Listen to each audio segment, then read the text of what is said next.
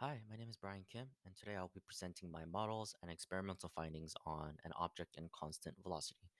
Uh, so the object in question is actually going to be a robot vacuum cleaner. I'll just show you a little clip to just demonstrate what I'm talking about here. But yeah, right. So essentially, it's a vacuum cleaner that's just moving from one side to the other in constant motion without changing direction. And that's kind of what I liked about it because it just gave me a better idea of what an object would look like in constant velocity. I feel like your, regular soccer ball or water bottle, yeah, they could be in constant velocity, but at the same time, you throw it. So I feel like having a machine do it, I think it's a more honest method or it's a more honest way of demonstrating constant velocity. And that's why I chose this object for today. So the model, obviously from glow script that I coded in glow script, this is what it would look like, right? If an object would go from the right to the left, right, in a constant velocity, right? Obviously the derivative of a position first time or the slope of a position first time would be the velocity, and you could see that is constant, right, with no acceleration. And just one quick note on the orientation of the object. As you saw in the video, the cleaner moved from the right of the room to the left, and oriented it so that going to the right is in the positive x direction, and if you're traveling to the left, then it's a negative x direction. Which is why, as you can see, is a negative slope, right? Because it was moved to the left. And just to put this into words, right, the predicted outcomes would be just that there's no change in velocity, right, due to nature of machine. Assuming it's coded in a way where it's not going to really accelerate, decelerate. It's not going to. It's not going to increase speed all of a sudden. It's not going to start charging forward. And also, the net force is going to be zero.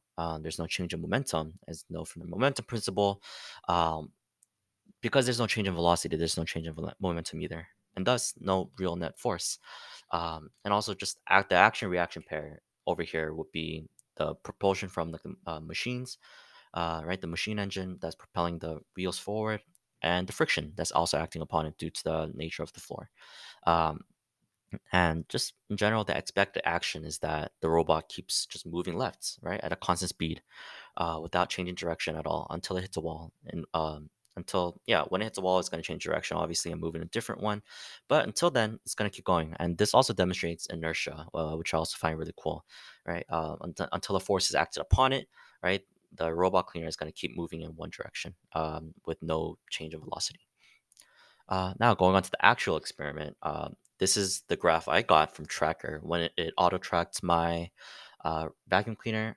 Obviously, it's very close to a linear pattern. It's very close to a straight line, and of course, that's could be explained. That's explained to or attributed to the nature of the machine, right? Because the machine's not going to increase speed, right? You don't see no curves anywhere. And yeah, this is kind of what usually what happens. I also went on glow script and try to make the slope very similar to my experimental, so that you could see how closely they resemble one another. And now obviously you see some squiggles and see some jagged lines. And I'll explain that in a later slide. But yeah, I think it's rather cool that um, the robot cleaner yielded the result that I expected. Right, it yielded the result that I predicted from the model.